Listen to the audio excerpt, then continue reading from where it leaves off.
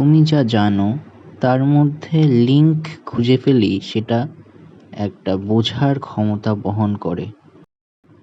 এইদিকে একটা সত্য আর ওইদিকে একটা সত্য, এই দুটো সত্য যখন একসাথে আসে তখন সেটাই আসল সত্য। প্রবলেম আস্তে আস্তে থেমে যায় এবং সেটা একটা সময় গাইডলাইন হয়ে দাঁড়ায়।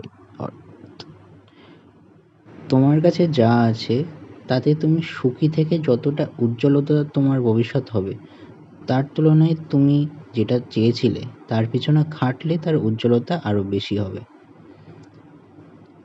পারফেক্টের তুলনায় হয়ে যাওয়াটাই অনেক ভালো। একটা বছর পেরিয়ে যাবে, তারপরেও তোমার মন চাইবে যে আজকে কাজটা শুরু করি,